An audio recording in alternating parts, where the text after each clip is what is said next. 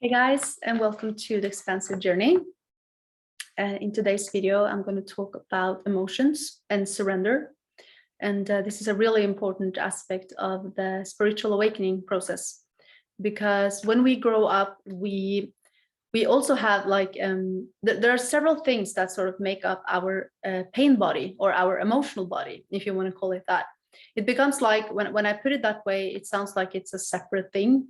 It's not really that. It's more like it's the feelings and our reaction patterns in certain situations. And that comes from, for example, past lives and ancestral lineage and the collective pain body in the world. And it's also our wounds from childhood, which is what we usually work on, and the most obvious one, right? And waking up means living life more unfiltered and raw, and being more sensitive and real with life, right? And what the mind does is, because when we experience a lot of trauma and pain, we tend to run away from the emotions because it becomes overwhelming. And you can say that running away can be good in situations where you can't really deal with emotion, like anger and rage or grief. And you just need to suck it up and pull yourself together. But that, if we don't release the energy in the moment, it gets stuck within us. And we might keep attracting situations and people and that reflect that energy. It's like inner energy field, right? And we keep attracting it in and in to trigger that emotion because it needs to be released. And then we develop coping strategies to deal with it, right? And the coping strategies can be, for example, perfectionism, laughing and joking around, drinking and habits, addictions. There are plenty of coping mechanisms, passive aggression, stuff like that, manipulation, to try to deal with the pain inside. And they can be triggered in situations where it's not really,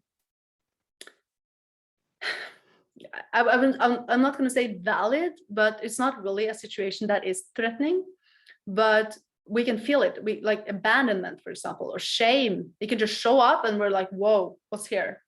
And we didn't know why it was triggered. Sometimes we do, sometimes we don't. But when we don't, it's like, or when we see that it is triggered, it's like a gold mine. We have to start looking at the triggers and emotions that come up as this is the work. Like, this is the work. And it's the hardest work, probably, because the emotions are painful, right? It's a reason why we have been living our whole lives built around emotional avoidance, pleasure seeking and pain avoidance, right? So we might have a whole life structure trying to either keep us safe, to cope with our fears, be perfect, to cope with shame, have tons of people around us to cope with loneliness, you name it. I'm not saying that all these things necessarily are, it's not like having a lot of friends or a perfect life. It's not a matter of like, it doesn't have to be a coping mechanism. But if you feel like you are clinging to those things, you're attached to them, it's because there are pain hiding right underneath it, usually. And this is usually what will show itself to you when you awaken, either through a life experience or by just, it comes to the surface and you think about it and then you can release it, right? Like memories and stuff like that. So all these stuck energies that are inside of us, they will come to the surface because they're like clumped together, like dark spots in our energy field. That's how I visualize it. It's not really spots, it's not like that, but I like to visualize it that way. And they start to sort of be ripped, like the suppression or the resistance. It gets harder and harder to resist, and we can feel it. We can feel like a rat in a cage, trying to avoid, but we can't really avoid it anymore. And then it's open, and we need to feel the pain. And that's why I say we need to feel to heal. That's a common phrase many use, right? And this, like, feeling our emotions is sort of the way to liberation. Liberation is not only feeling good. It's not a matter of how often do we feel good. It's a matter of how we deal with what is not good, right?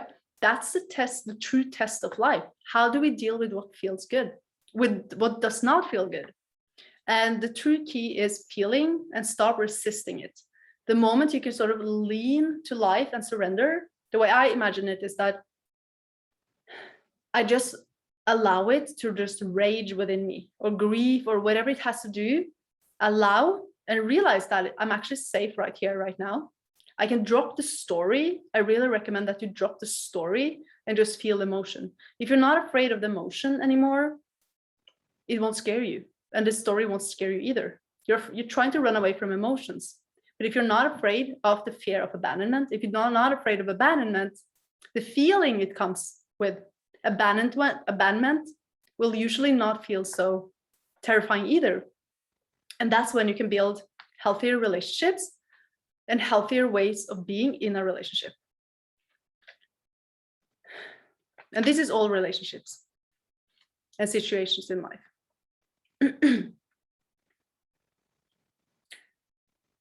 So this is also the Kundalini energy rising. Some people are feeling this more than others. I personally haven't felt much of the Kundalini energy unless I'm doing Kundalini yoga or very deep breath work.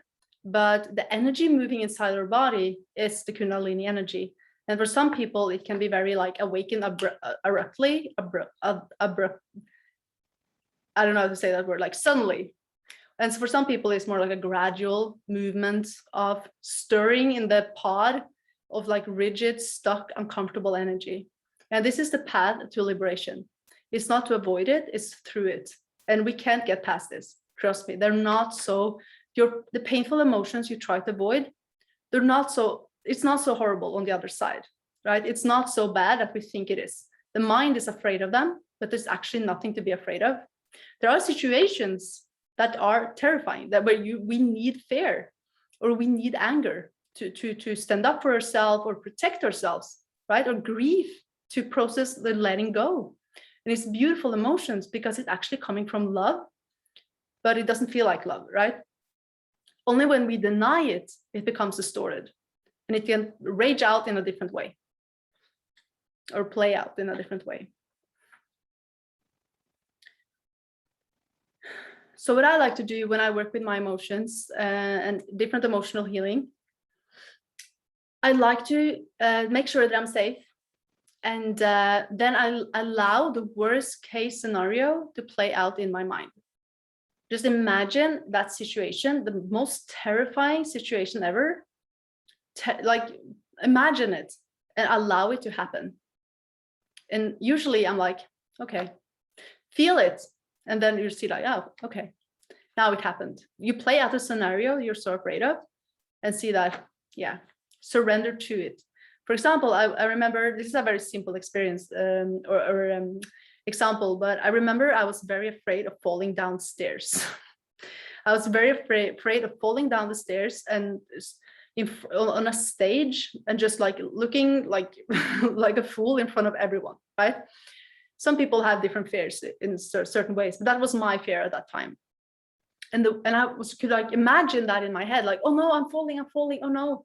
It was like, I was crazy to feel like I was so afraid of that scenario. And then I just decided I'm just going to let it happen. And I just closed my eyes and I was like, I'm falling down the stairs. Everyone looks at me and I'm falling and I'm breaking my bones and I'm just horrible. And I'm like, that's not so bad. Of course, it didn't happen. It would be bad if it actually happened physically. But it's like, oh, okay. The people would probably just help me, right? No one would really, how can that be that bad? You know, it's never that bad. We think it's much worse. So just allow the scenario, imagine the worst case scenario and feel it and see that, oh, it's actually not that terrifying. If we just allow ourselves to play it out in our mind and feel the emotion, that's the clue. Feel the emotion that comes with it. Because now you have felt it. And if it should happen, well, you have already processed the emotions. So you're able to handle the situation in a different way.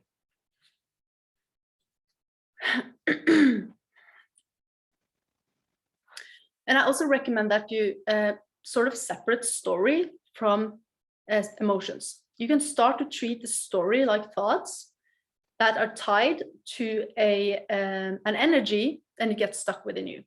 Drop the story and treat the emotions like physical sensations. I teach more about this in my program, in Awaken You, and I will go through different steps and different techniques how to do that.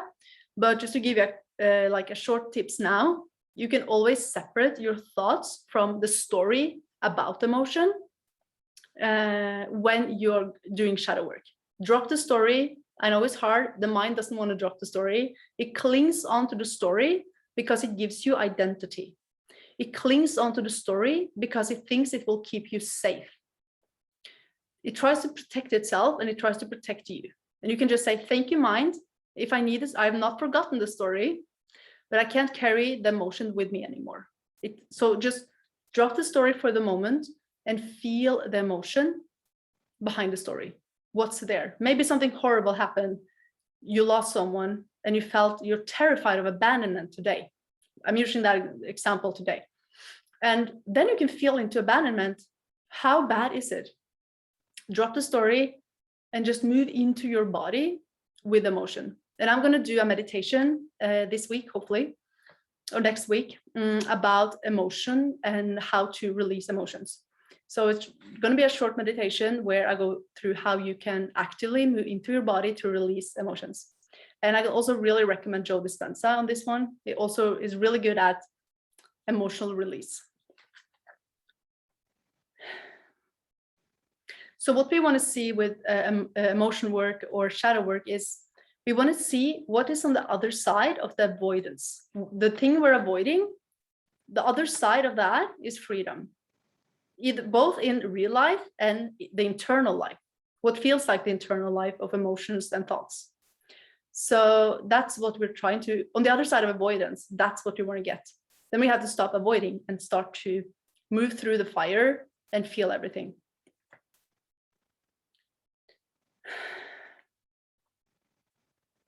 So I usually, when I surrender, I stop resisting and I just let it, I imagine almost like it's eating me up, and allowing the pain, dropping the story into the present moment and allowing the pain to like just crumbling and just like do whatever it needs to do. So this is something that I, again, will do in the meditation. I will post one of the following days. And also in my program, I have a whole module on this, and where we go really deep into emotional release and emotional work and emotional management. Not management, we're not managing our emotions. They are out of our control. They're here to be felt and released with unconditional love. And if you like this video, a little longer video than usual, then please give it a thumbs up and subscribe to my channel, and always leave a comment below about if you are doing your emotion work, if you're doing shadow work, and yeah, how that works out for you. And until next time, much love and namaste.